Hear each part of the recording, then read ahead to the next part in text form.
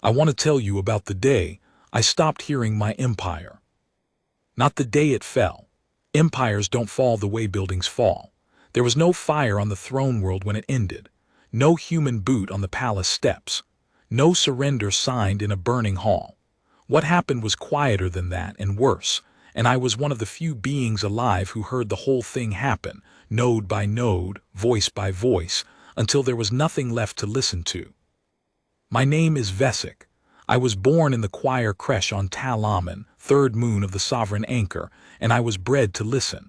That is not a figure of speech. My people, the Choir, decided 11,000 years ago that an empire of 40,000 worlds could not survive on ships and soldiers alone. Ships are slow. Soldiers are slower. What holds 40,000 worlds together is not force. Force is only what you use when the real thing fails. The real thing is voice, presence, the certainty on every world in every subject mind that the center is there always, humming just beneath the skin of the sky. So they built the lattice, a web of resonance stations strung across the spiral arm like beads on a net, each one singing to the next faster than light, faster than thought, carrying the empire's traffic in great harmonic streams. And then, because machines can carry a voice but cannot understand one, they built us, the listener caste. Beings with membranes where you have ears, membranes running from the crown of the skull, down the length of the spine, thin as wet silk, tuned before birth to the frequencies of the lattice by song masters who sang to us in the creche tanks for 2 full years before we ever opened our eyes. I did not learn to hear the empire. I woke into it. My first memory is not my mother's face. I never knew my mother's face. Listener creches don't work that way. My first memory is the hum. 40,000 worlds reporting in, layered and woven and endless. And somewhere in my second or third year of life, the moment when the noise resolved into meaning, the way your languages must resolve for your infants. And I understood for the first time that the sound I lived inside was made of voices, and every voice belonged to a world, and all the worlds belonged to us. You have to understand what that sounds like, or nothing else I tell you will make sense. So let me take you into the choir hall. Picture a bowl carved into the body of a moon, 200 meters across, amber-lit, warm the way a sleeping body is warm. 1,000 resonance cradles arranged in rising tiers, and in each cradle a listener reclined, spine membranes pressed to the conduction plates, swaying slightly. We all swayed. You couldn't help it. The traffic had rhythms and your body kept them without asking permission. New listeners were given the shallow tiers where the traffic was thin, grain tallies, weather relays. The Vec agricultural worlds chanting their harvest numbers in that flat, patient dialect of theirs, the same cadence every season, so steady you could set your rest cycles by it. I spent 9 years on grain tallies. I could still recite the field rotations of Vec Prime Southern if you woke me from a dead sleep. As you proved your ear, you moved deeper into the bowl and the traffic got heavier. Shipyard channels, the masters of Corin deep arguing over hull allotments, always arguing, a friendly permanent quarrel that had been running longer than I'd been alive. Military logistics like a drumbeat underneath everything, convoy schedules, garrison rotations, the enormous boring machinery of an armed peace, and the tribute channels. Those were their own art. 600 subject species confirmed their tribute on schedule, each in their own voice, and a good listener learned every voice the way you learn the footsteps of your family in a dark house. The alluvi with their liquid triple tones, so beautiful that new listeners sometimes got reprimanded for lingering on their channel. The dresh, who always sounded like they were apologizing, because 2,000 years ago they had fought us and lost and had been apologizing in their grammar ever since. The Minnick, who never used one word more than required and whose confirmations were 4 syllables long, always the same 4. The Asari, who sang their tribute, actually sang it, turned the numbers into melody, and our bureaucrats permitted it because the melody was mathematically precise, and honestly because it was lovely, and even an empire likes to be flattered. And beneath all of it, so constant that you stopped noticing it by your fourth year the way you stopped noticing your own heartbeat, the sovereign pulse. One signal, broadcast from the throne world on the deepest channel the lattice carried, repeating endlessly. It didn't carry words, it carried presence. Every subject world received it. Every subject species lived inside it. The alluvi had lullabies built around its rhythm, mothers on 400 worlds rocking their children to the beat of our watching. I thought that was beautiful when I learned it. I want to be honest with you about the being I was. I thought it was beautiful that a conquered people sang their infants to sleep with the sound of their conquerors, and it took humans of all species to make me hear that lullaby again properly, and when I finally did, I could not stop shaking for a full day. But that comes later. 60 years I sat in that hall. 10-hour shifts, 4 shifts then a rest cycle, decade after decade, and I rose through the tears until I held a deep bowl cradle with rim surveillance responsibility, which meant I was one of perhaps 30 listeners on Tal-Amun trusted to sort the traffic from the empire's edges, the survey channels, the frontier garrisons, the raw unfiltered noise of the border. It was considered hard duty. The rim was messy. Signals came in degraded, half swallowed by the veil nebulae, tangled with the click and moan of natural stellar sources. I loved it. The deep tears listening to the throne world's administrative traffic heard the empire's mind. I heard its skin. I heard everything that touched us first. Which is why the humans were mine before they were anyone's. It was a dead shift, middle of the night cycle, the hall at quarter strength and the amber light dimmed to ember. Rim traffic on a dead shift is mostly silence and static and the occasional freighter captain talking to himself on an open channel because the rim makes beings lonely. And then, threaded through the noise from a survey tender out past the Gelen Vale, a contact report. I nearly filed it as routine because it was routine. Unknown signal source. Small ships. Chemical fusion drives signatures chemical. We hadn't seen a spacefaring species still burning chemicals in 900 years. Crude jump wakes. Hull alloys our scanners didn't have on record. The tender's captain sounded bored. I remember his exact tone, that particular flatness of an officer dictating a report he knows no one important will ever read.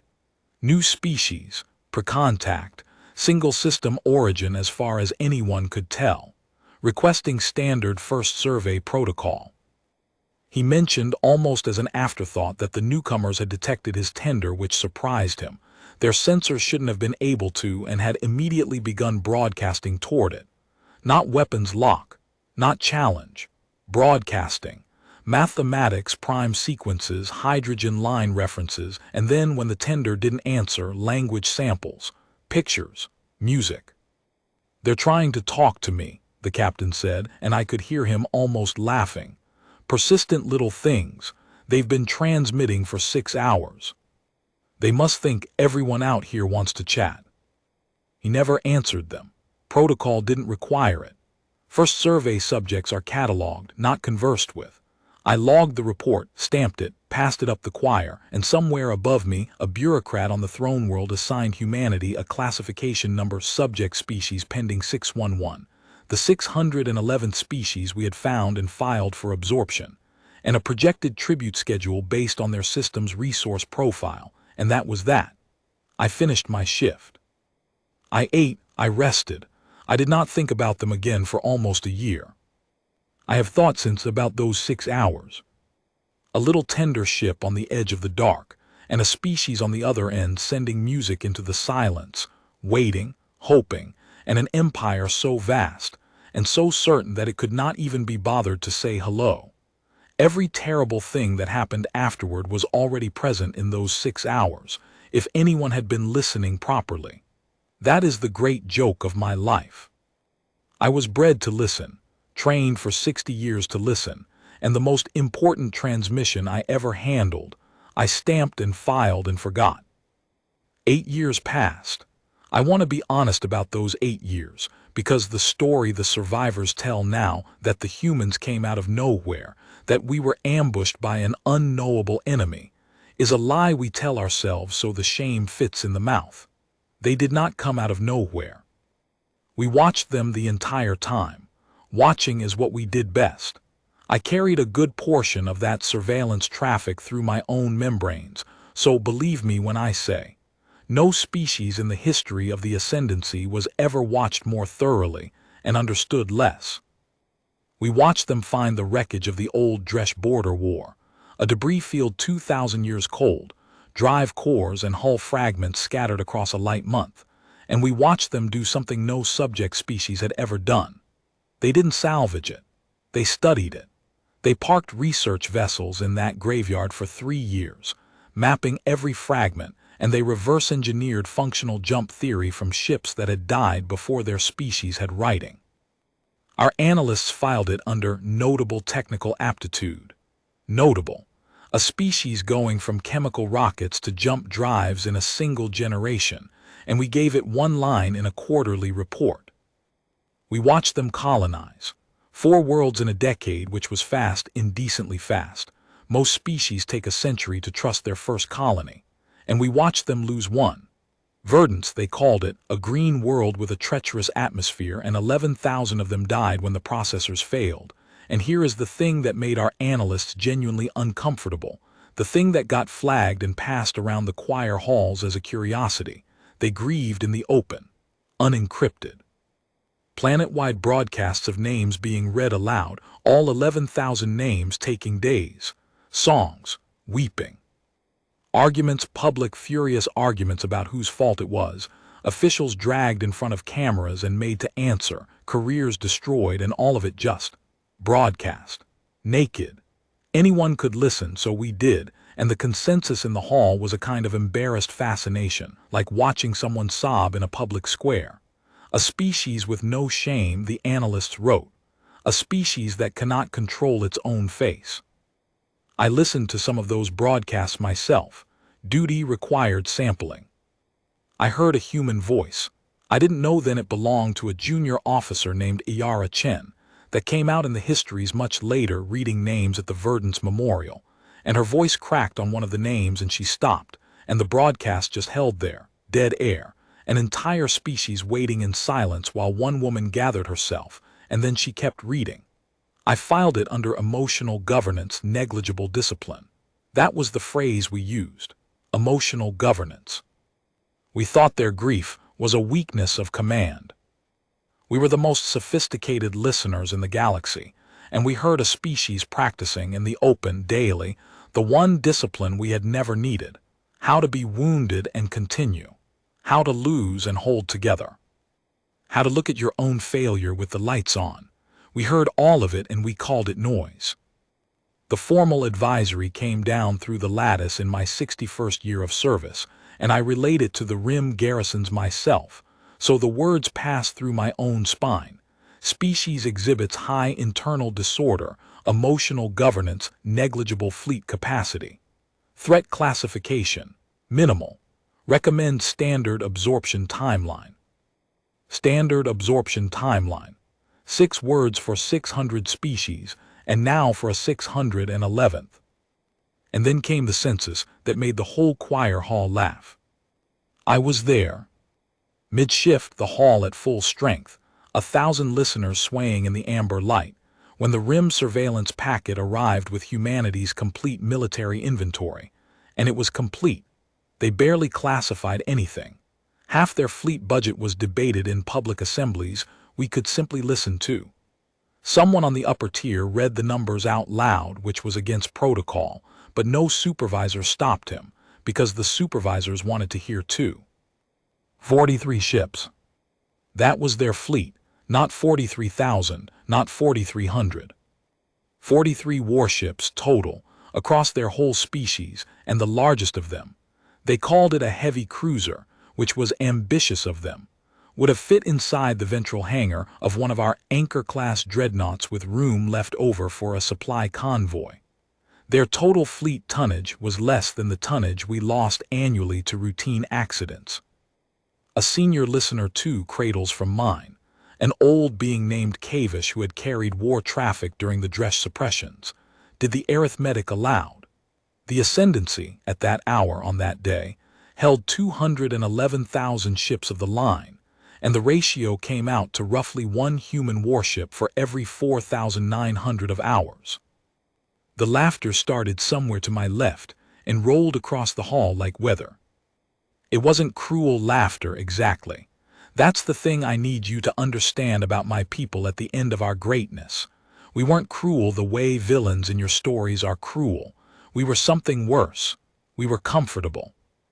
The laughter was the warm, easy laughter of beings who have never once been contradicted by the universe, looking at a species that had built 43 little ships and armed them and drilled crews for them, presumably in deadly earnest, presumably believing it mattered, and finding it adorable. The way you might laugh at an infant raising its fists. I laughed too. I want that on the record because everything I am now was built on the far side of that laugh. I sat in my cradle with the voice of 40,000 worlds humming through my spine, and I laughed at humanity's tiny fleet. And the joke spread up the lattice the way jokes do, faster than official traffic, listeners passing it hall to hall, garrison to garrison, until within a day it reached the throne world itself and came back down dressed as policy. The Sovereign Council didn't convene a war session. Why would they? You don't convene a war session for an infant's fists. They issued an absorption decree through the standard administrative channel, the same channel we used for tax adjustments and mining permits. I carried the decree myself, and I remember it was queued behind a water rights ruling, and they assigned the task to Fleet Lord Gezat of the 9th Muster. You should know about Gezat, because history has been unkind to him, and although he earned most of it, he did not earn all of it. He was old. He was vain. He had served the ascendancy for 140 years without ever fighting anything that could fight back, which described nearly every officer we had, because we had not faced a peer in 3,000 years. The Dresch had been the last species to seriously resist, and we had broken them so thoroughly that their language grew apology into its grammar. Gezat was nearing retirement, and the human absorption was assigned to him as a kind of gift, a ribbon on a long career, something ceremonial to end on. He took 900 ships for 43. He didn't need 900. A single patrol squadron would have outgunned the entire human species. He took 900 because he wanted a parade. He said so, more or less, in a fleet-wide transmission that half the Empire heard because he ensured half the Empire would hear it. I carried it outbound, his voice rolling and satisfied. The humans would understand in their very first hour of contact with the ascendancy, the shape and the weight of the thing they now belonged to. They would look up at 900 ships blotting out their sky, and they would learn, instantly and permanently, the single lesson every subject species had to learn. There was a feast held on Tal-Amun the night the 9th Muster departed. I attended. There was spice bread and fermented amber fruit, and a junior listener performed a comic imitation of human broadcast speech. All that fast, tumbling, emotional talking. And we laughed again, and somewhere out in the dark 41 human ships were already moving, and they were not moving toward their homeworld to defend it. That detail still stops my breath. They had already left. Before Gezat crossed the veil, before the first shot, the humans had looked at 900 ships coming for their species and made a decision no subject race in 11,000 years had made. They decided not to stand where we expected them to die. The 9th Muster crossed the Gelen Vale on the first day of harvest season. The hall was warm that shift. Someone had brought more of the spice bread up from the surface markets, and the smell of it hung in the amber light. And we kept the Muster's traffic running through the open cradles the way you might keep a festival broadcast on in the background. 900 drive signatures in perfect parade formation, arranged for beauty rather than battle, because who was there to do battle with? The humans had spent the previous month shouting up every diplomatic channel we had. I carried some of those requests myself, requests for negotiation, for terms, for a meeting at any location of our choosing, under any conditions, with any security we demanded. 40 separate formal requests. They numbered them, which we found quaint, and the throne world answered none, because you do not negotiate with a tribute species. You inform it. Request number 40 ended with a sentence the analysts flagged as anomalous and then dismissed. I can recite it. Everyone in the choir can recite it now. We are asking to speak. We would rather speak than act. Please understand that we are capable of both. Capable of both. 43 ships. The hall laughed at that one too, though the laughter was thinner by then, and I noticed, a listener notices, that old Cavish did not laugh at all. He sat very still in his cradle, and later in the rest gallery he said to no one in particular, "The Dresh begged before their war. Every species begs." But that was not begging. No one asked him what he meant. Cavish was old, and the old hear ghosts. The human fleet met the muster's pursuit at a place their charts called Kessler Deep. 41 ships, 2 were in refit. They came out knowing they could not even field their full 43, and I have turned that fact over 10,000 times because it tells you everything. They did not wait for perfect strength. They did not believe perfect strength was what would decide it. Here is what was supposed to happen, what had happened 600 times before, a ritual older than most species civilizations. The muster arrives. The locals form up bravely in orbit of their homeworld. The muster's outer screen fires one demonstration volley into something large enough to crack visibly, a moon, a dead rock. The locals stand down. A tribute delegation is received aboard the flagship. The schedule is read to them, and absorption begins.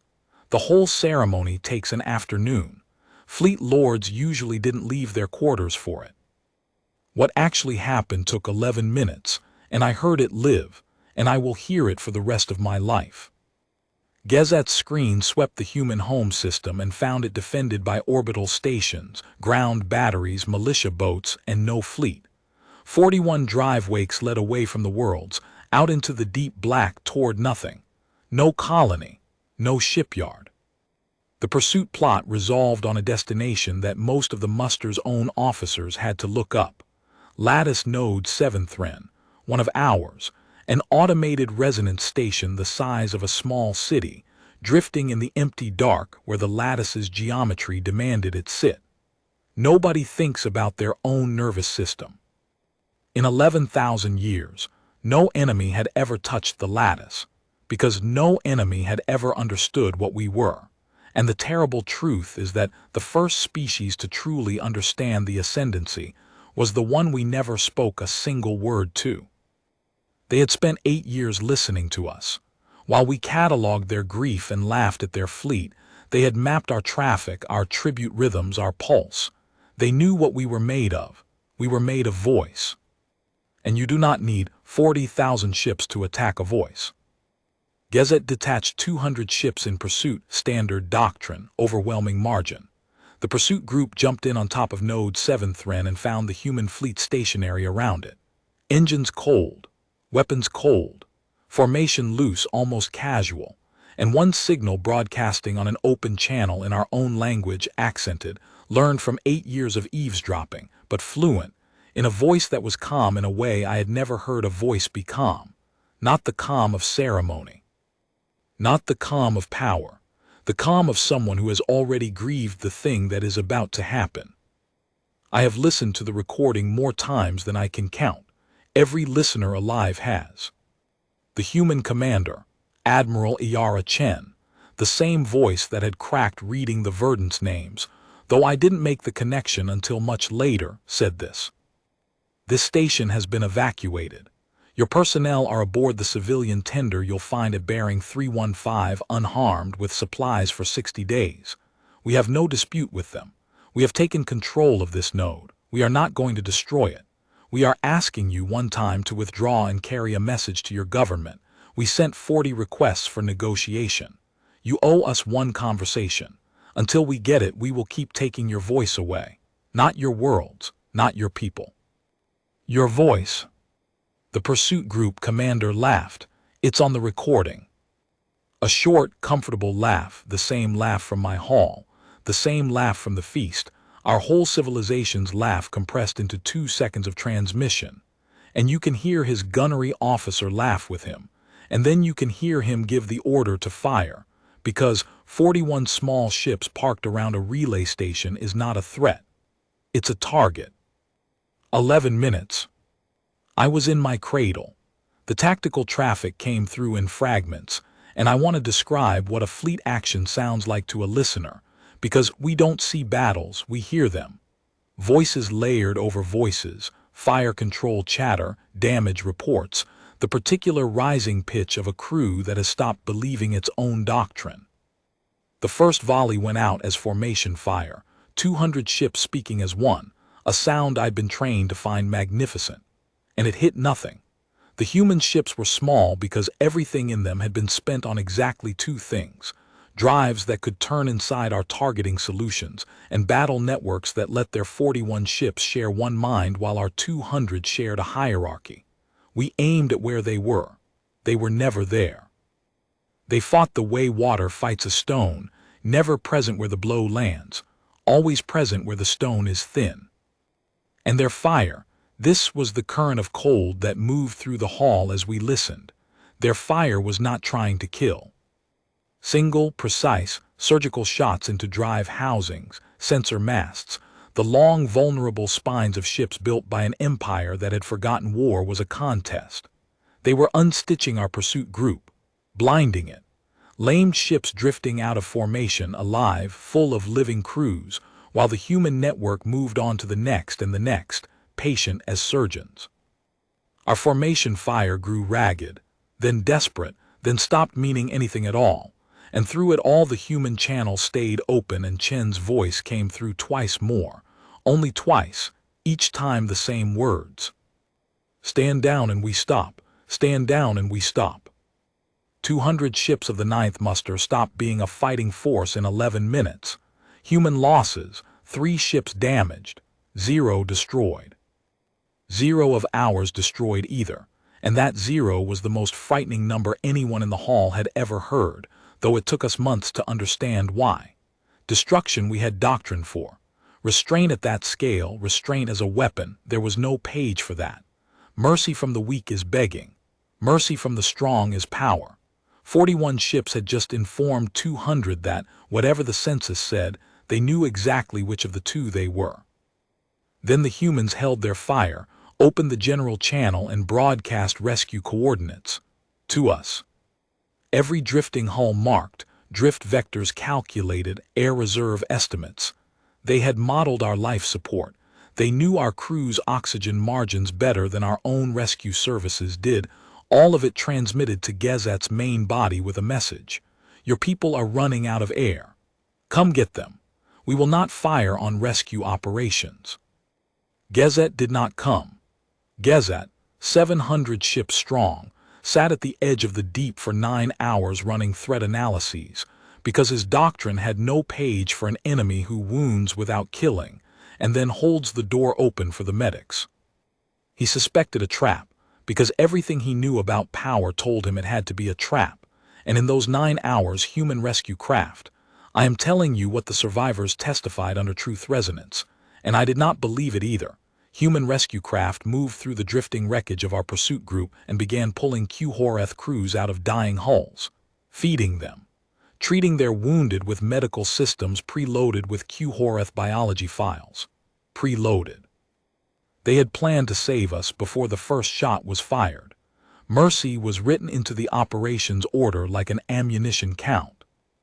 One of the survivors, a gunnery sub-officer whose testimony was suppressed on the throne world and passed listener to listener anyway, described waking on a human deck with a human medic holding pressure on his wound, and asking her, because he was certain he was a prisoner being preserved for interrogation, what they wanted from him. And the medic said, "We want you to go home and tell them we'd rather talk." He testified that he began to weep, and that he did not know why, and that the medic sat with him while he did and said nothing and did not look away. Emotional governance, negligible discipline. We had written that in an official advisory about these people. species that cannot control its own face. It turned out they had simply never seen a reason to hide it. Then Node 7 Thren went silent. Not destroyed, silenced.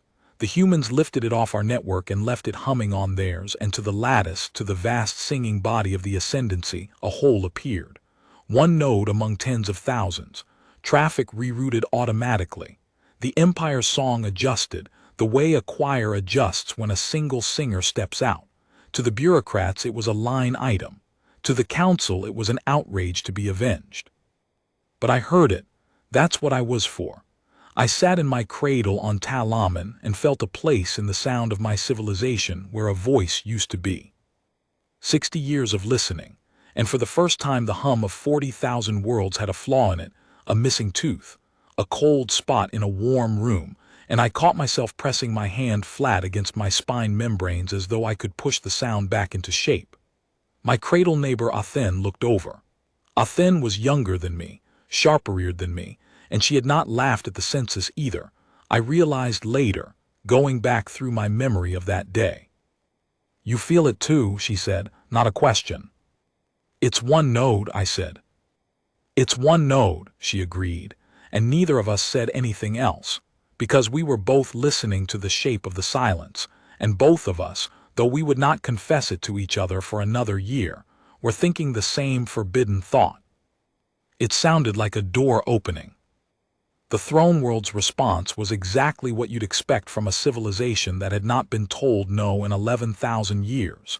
They declared humanity a plague species, a legal category invented for them on the spot. Even the Dresh had merely been insurgent. They stripped Gezat of his name, not his rank. His name, which among my people is a death that leaves the body walking. His creche records were unsung, his voice print deleted from the lattice, and every listener in the Empire was ordered to treat his transmissions as unidentified noise. I had to do this. He transmitted a personal appeal to the council 3 days after the sentence, and it crossed my cradle, and by law I logged it as source. Unknown, and I have never forgotten the sound of a 140-year-old fleet lord saying his own name over and over into a system commanded to no longer know it. They assembled a real war fleet then. 6,000 ships under Fleet Lord Sawan, a butcher with an unstripped name, a veteran of the Dresh suppressions who had once burned an agricultural moon to save the time a blockade would cost. And the sovereign pulse changed. For the first time in living memory, for the first time in perhaps 1,000 years, the deep eternal signal beneath everything shifted, and a war harmonic entered it. Every subject world in the ascendancy heard their master's voice change key, and in every choir hall on every listening moon, 1,000 bred ears sat up in their cradles at the same instant, because underneath the new harmonic strength, buried deep, wrapped in power, hidden from every ear except the ears built specifically to hear what hides, there was something else. Fear small, faint, but we were bred to hear things, and we heard it. 6,000 ships went out to find 41. And the humans, who by every law of war we knew should have raced home to die bravely in orbit of their birth world, did not go home at all. Their little fleet dissolved into the dark between our stars like salt into water.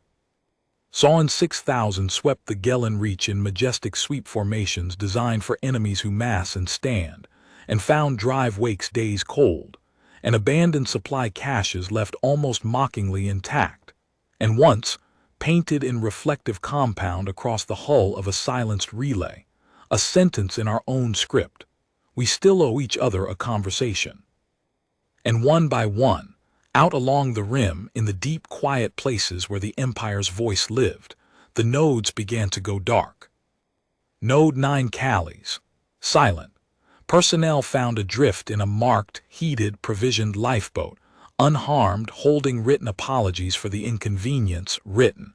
The report noted with something between fury and bewilderment, in respectable formal Qhorath.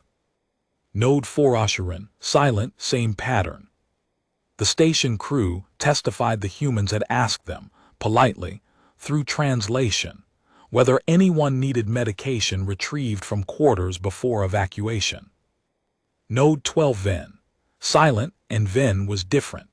Ven mattered.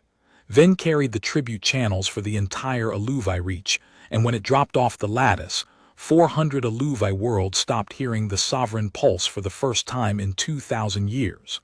400 worlds of mothers whose lullabies suddenly had no drum beneath them. 400 worlds sitting in a silence their great-grandparents had never once heard, discovering, as I would later learn every species discovers in its own hour, that the sky does not actually fall when the master's voice stops, that the crops still grow, that the children still sleep, and perhaps sleep better. I was on shift when the first Aluvi world missed its tribute confirmation. Not refused, refusal we had procedures for, refusal was rebellion, refusal could be burned. Missed. A soft nothing where a ritual had lived for 2,000 years. The protocol response fired automatically down the secondary paths, a compliance query in the sharp administrative register, and the answer that came back was 19 seconds late. 19 seconds. You could not discipline 19 seconds. And the confirmation itself was correct, complete, formatted to the letter, and cold. The liquid triple tones were flat. The beauty was gone from the voice, and only the obedience remained, and obedience without beauty is a debt being counted by the debtor. I logged it. I stamped it. And then I sat still in my cradle for a long moment with my hands folded, because 60 years of listening had taught me the difference between a species that obeys and a species that is deciding. Out there in the dark, 41 small ships were not attacking my empire. They had fired on us exactly once, when fired upon and wounded instead of killed, and rescued what they wounded. They were doing something no fleet of any size had ever done. They were letting the ascendancy hear itself go quiet node by node, voice by voice, and in the growing patches of silence, 40,000 worlds were beginning to hear things the pulse had drowned out for 100 generations. Their own voices, their own questions.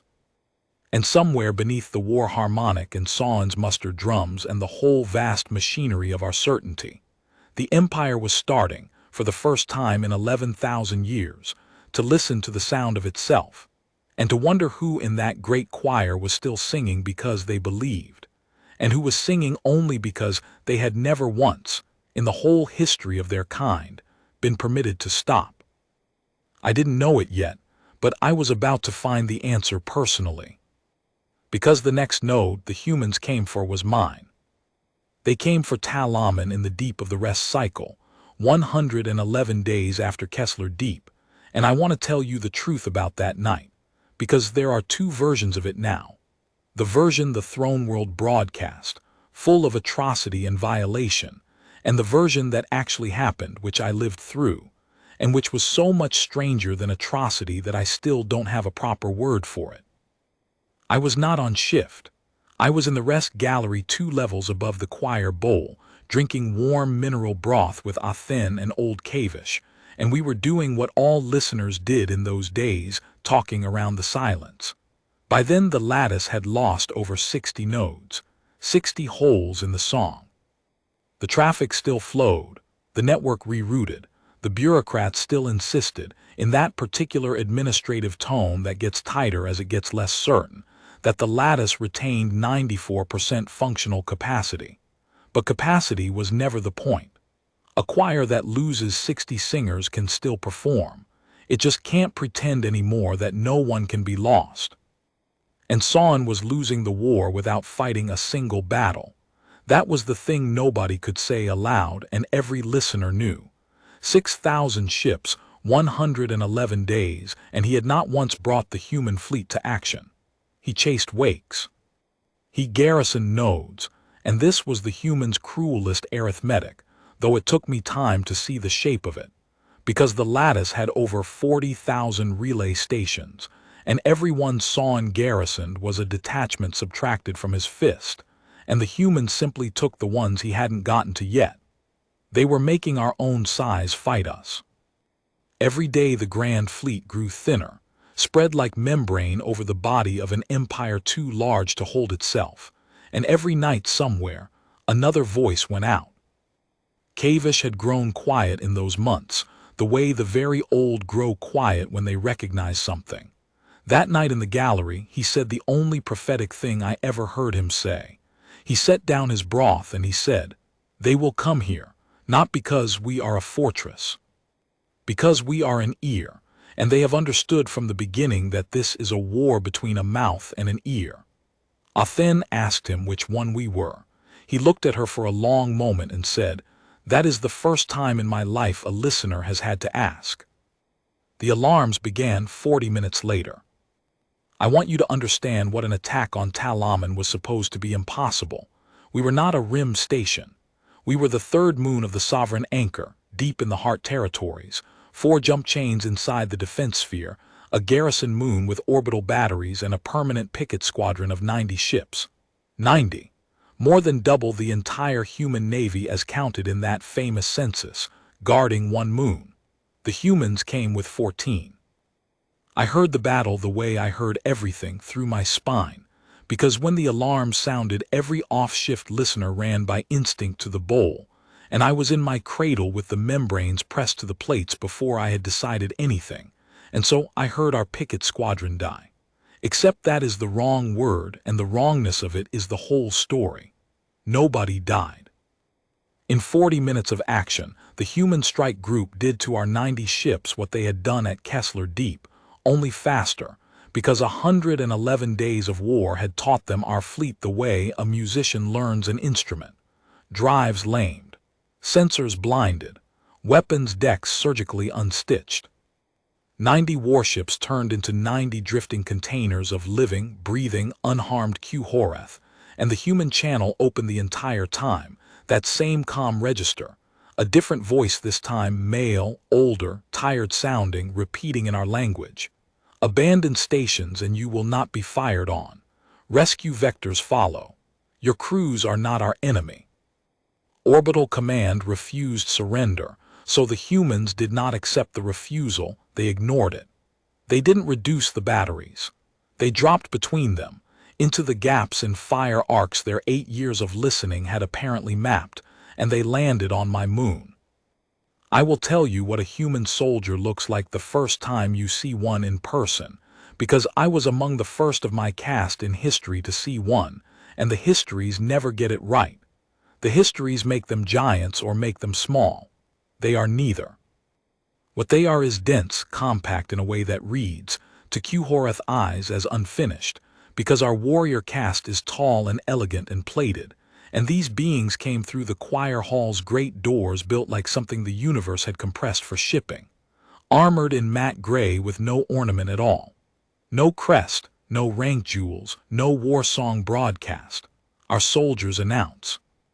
These entered the bowl of the choir hall in silence, weapons held low, and the first thing the lead soldier did, I was 30 meters away, frozen in my cradle, and I will remember this until my membranes fail.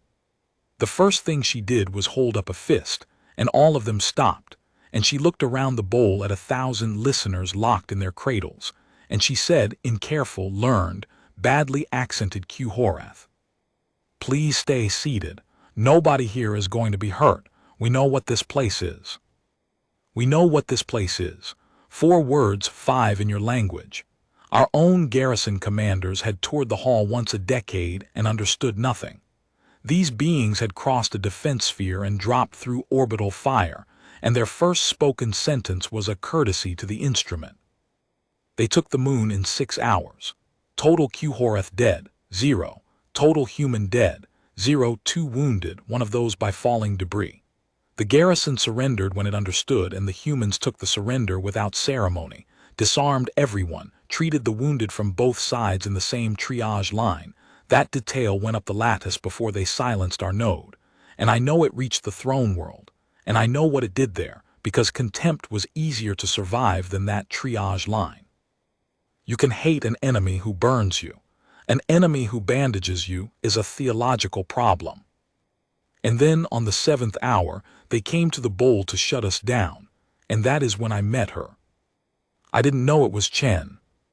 There was no reason for the admiral of the entire human fleet to be standing on a captured moon. It was against every doctrine we had. the commander in the landing force. But I have learned since that the humans considered it against their doctrine for her not to be. She came down the tiers of the bowl with 2 aides and no visible weapon.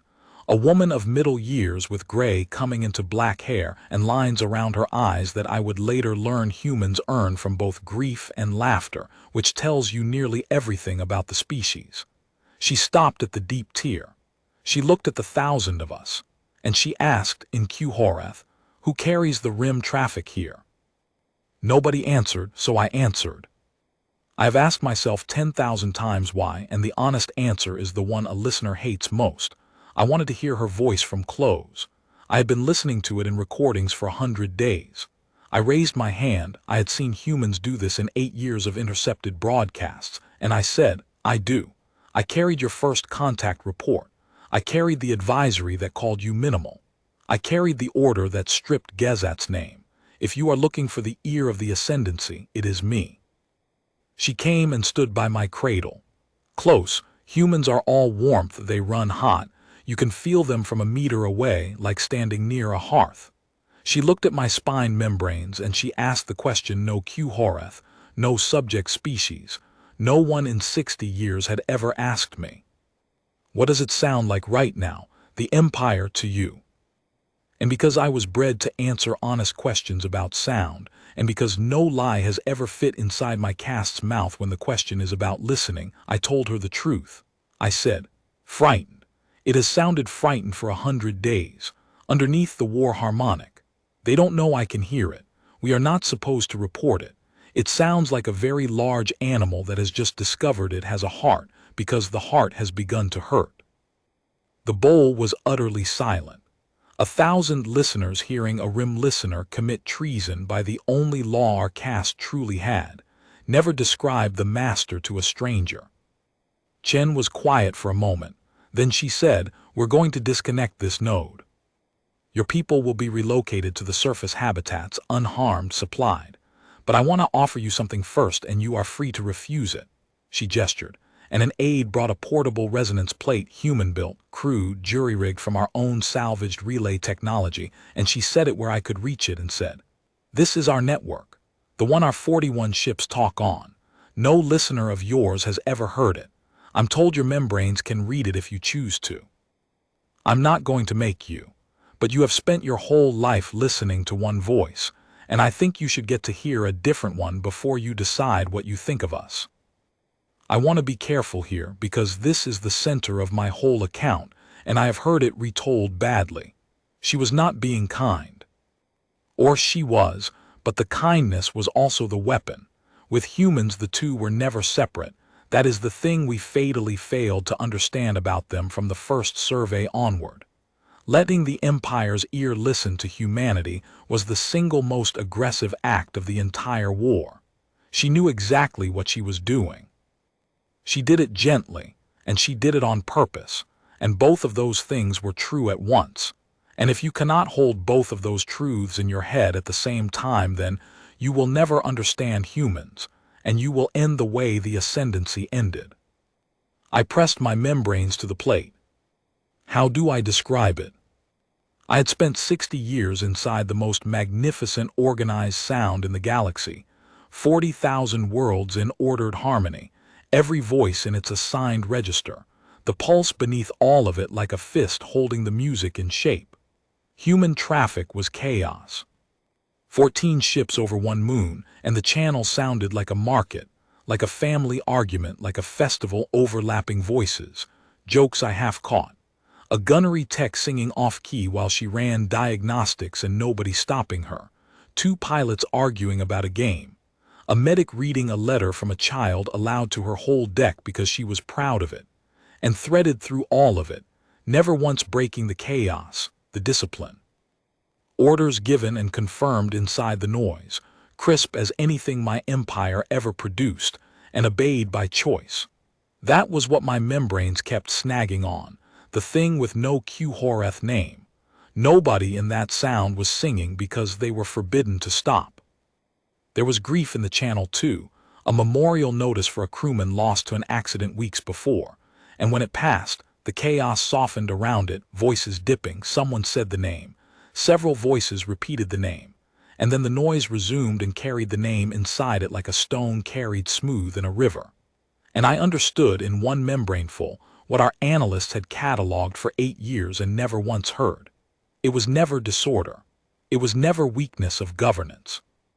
It was 41 ships worth of beings who had all seen each other's actual faces, grief, fear, laughter, doubt, all of it in the open, and had chosen each other anyway. Our harmony was enforced. Theirs was earned nightly in the noise. And a harmony that is earned can lose 60 singers, or 600, or all but one, and reform. A harmony that is enforced loses one note and begins, somewhere deep under its war drums, to sound afraid. I took my membranes off the plate. I was shaking. Athen was beside my cradle. I hadn't heard her come, which had never happened in my life, and Kavish behind her, and Chen just watched me with those grief and laughter eyes, and I said the sentence that ended my old life. You are not silencing our empire. You are letting it hear what it has never been, optional. Yes, she said just that. And then I asked her the question the whole galaxy should have asked 8 years earlier, when a little tender ship ignored 6 hours of music in the dark. I asked, what do you actually want? Truly, you could have burned worlds. Any of our fleet lords in your position would have. What is the conversation you keep demanding? I remember that she looked tired then, properly tired, the command falling away for a moment, and what was under it was the voice from the Verdance Memorial, the one that cracked on a name and kept reading. She said, 3 sentences. We want your government to hear 3 sentences with the whole lattice listening. That's the war. That's all of it. We have been trying to deliver 3 sentences for 2 years, and your empire has spent 200,000 ships trying not to hear them. She would not tell me what they were. She said the throne world had to hear them first, or they meant nothing. They disconnected Tal-Amun that night. But they did something first that no report ever captured correctly, and I was there, so let me set it down plainly. Before they lifted our node off the lattice, Chen had her technicians route one final transmission through it, through my cradle. She asked my permission and my hands, so it is in the record forever in my voice print, a message to every choir hall in the Ascendancy, every listening moon, every bred ear in the Empire on the cast's own private channel that the Council did not even know we kept. Not propaganda, not demands. It was 40 minutes of raw human fleet traffic, the market noise, the bad singing. The letter from the child, the name carried in the river. She let every listener in the Empire hear what I had heard. And then Tal-Amun went silent, and I went to the surface habitats with my cast, well-fed and unharmed and utterly rewired, and out in the dark the war entered its final season. The season of Sawan's catastrophe, the Aluvi dawn, and the last day the sovereign pulse ever sounded. But before all that, on the landing field in the cold, I asked Chen one last thing. I asked why they saved everyone. Every crew, every node, every battle, the mercy and the operations orders. Was it strategy? She thought about it honestly. Humans think about honest questions with their whole face. Then she said, 60 years from now, we have to live next to you. Every person we don't kill is someone we don't have to lie to later. I have carried heavier sentences. I have never carried a truer one. Out beyond the anchor, Fleet Lord Sawan was about to make the last great mistake of the Quhorath Ascendancy. He had finally found something he could catch, not the human fleet, but the human home system, and his advisors told him what Butcher's advisors always tell them, that a species which refuses to defend its voice will surely defend its cradle. He gathered 4,000 of his scattered 6 back into a fist, and he turned it toward the little yellow star where a species had once broadcast music at a stranger for 6 hours and got no reply. And the humans, all 40-some ships of them, turned for home to meet him, and every silenced node in the lattice, 60, 80, 100 holes in my empire's voice, suddenly woke on a network that was not ours. The galaxy was about to find out what the humans had been building in the silence. I heard the battle of the yellow star from a habitat dome on the surface of a moon that no longer belonged to my empire, through a human resonance plate that Chen had left behind with me. Deliberately, I understood later. She wanted the Empire's ear present for the ending, and I am, as far as I know, the only Choir alive who heard both sides of it at once. Our side through the old lattice channels the humans let me keep receiving. Their side through the plate. The mouth and the ear, in one skull, on the last day of the old galaxy. Let me tell you first what Son believed he was sailing into, because his logic was not stupid. History has made him a fool, and he was not a fool. He was something more dangerous. He was correct by every rule of the game he knew. 4,000 ships against a single system. The human fleet grown now, after 2 years of war, to perhaps 70 hulls, still nothing, still a rounding error, would be forced at last to stand in one place, because behind them would be their worlds, their cities, their children. Everything Kessler Deep had taught the ascendancy would be irrelevant, because you cannot maneuver when you are the wall between fire and your own creche. Son had spent 2 years being made ridiculous by an enemy who refused to hold still. Now, finally, the enemy had something it could not carry with it into the dark. He announced his coming. That was Doctrine 2, the parade, the shadow across the sky, the lesson. 4,000 drive signatures crossed the outer marker of the human home system in formation, broadcasting the absorption decree on all channels, and Son added a personal message.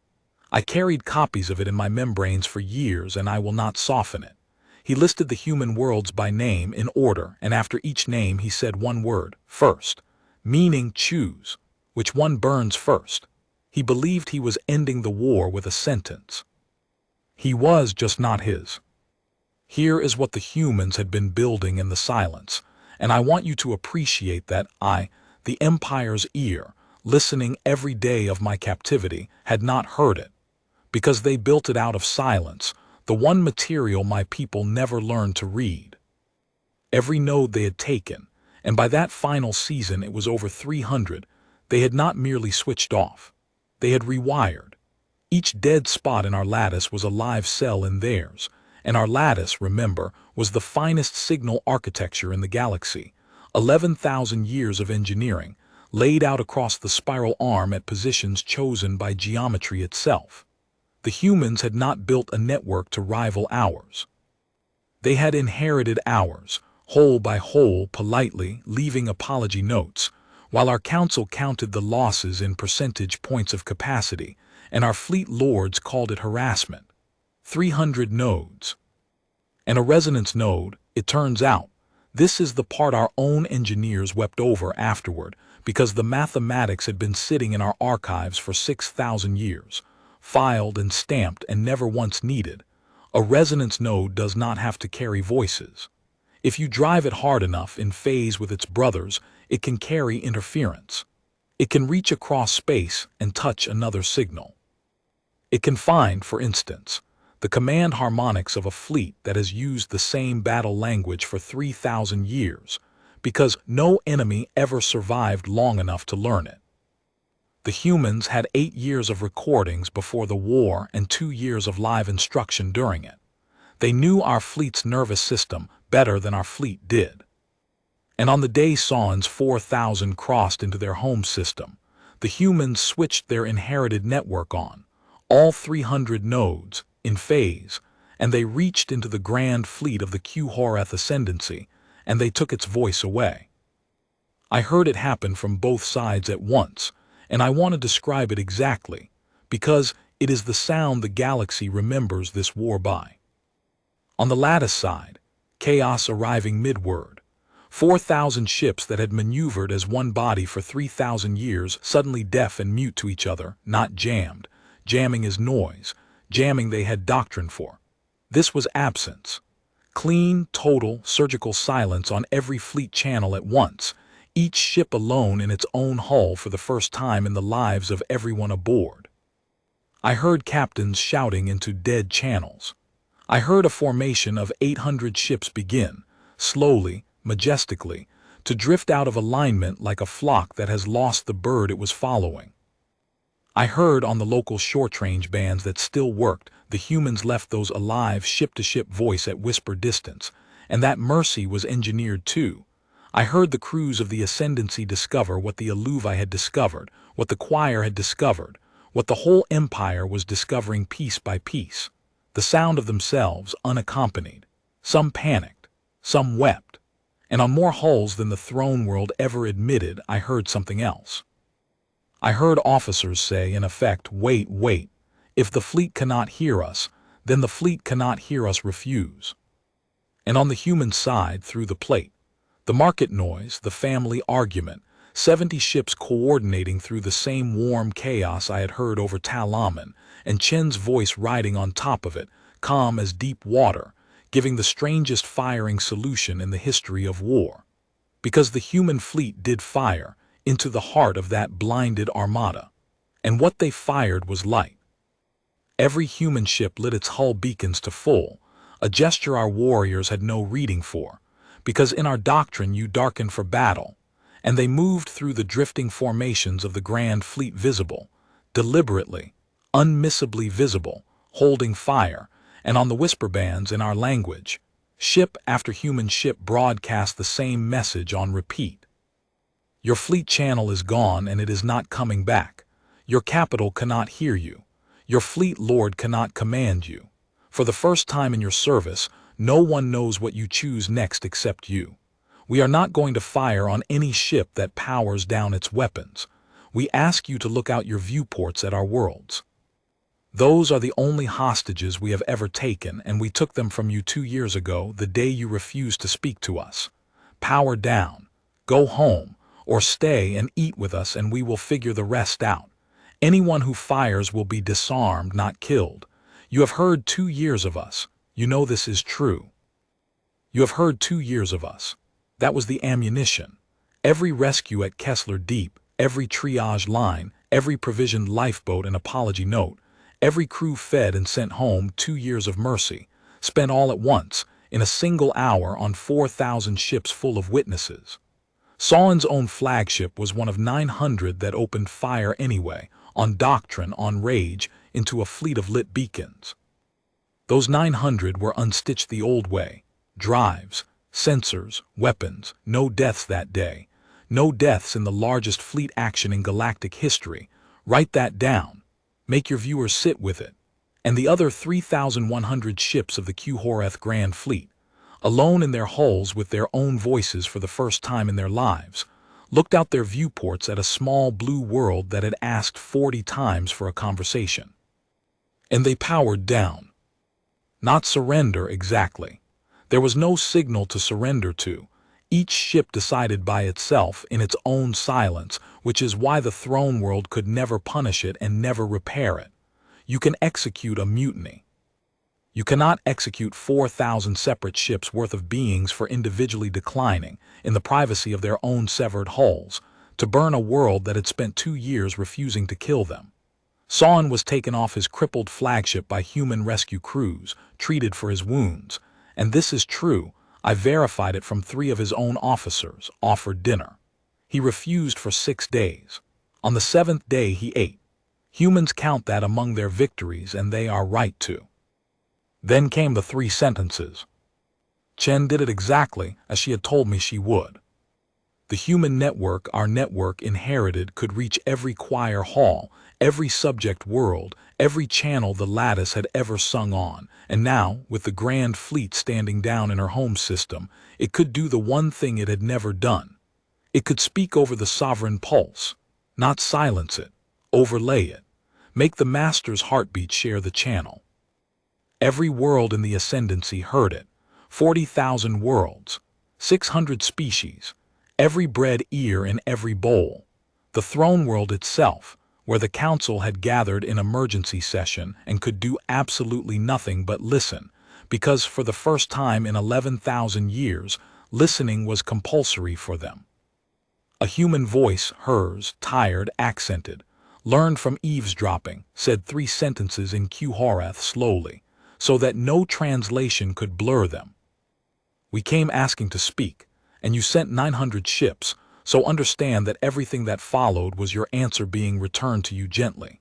We have taken no worlds, no lives, and no tribute, and we release every node, every ship, and every prisoner today, because we did not come to replace you. No one should hold the voice we held this morning, including us. The silence you are all hearing underneath this message is not your empire dying. It is your empire, for the first time, being asked. And underneath her voice, the whole galaxy heard what she meant. The sovereign pulse was still transmitting. The throne world had never stopped. But the human's overlay carried the pulse naked, stripped of its harmonic dressing. The engineering our song masters had wrapped it in for 11 millennia, and naked, audible to every ear and not just to bred ones, was the thing I had confessed to Chen in the bowl of my choir hall. The fear. The small buried animal fear of a fist that has just understood it was only ever holding a shape, not making one. 40,000 worlds heard their master's heartbeat afraid. They kept their word about the releases.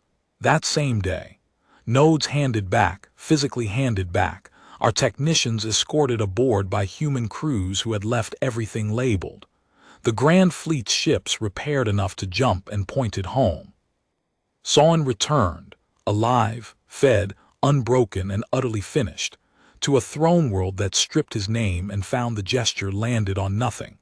Because the whole empire had just learned that a name is only stripped if everyone agrees to stop hearing it, and the agreeing part had quietly died.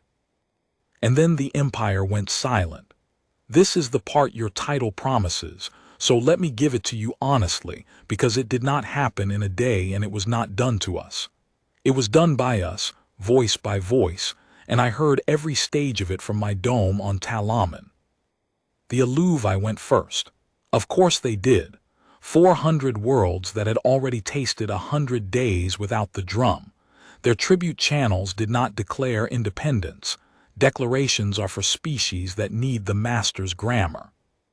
They simply, on the next confirmation cycle, sang something else.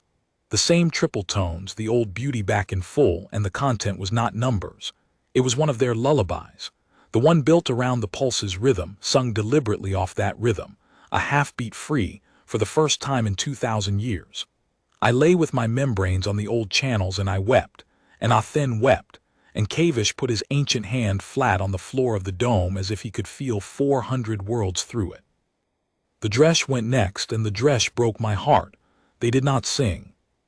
They sent on the tribute channel in flawless high Q Horeth a single grammatical correction, a message written entirely in the form of their own language before the conquest, the grammar without apology built into it, which their scholars had kept alive in secret for 2,000 years waiting.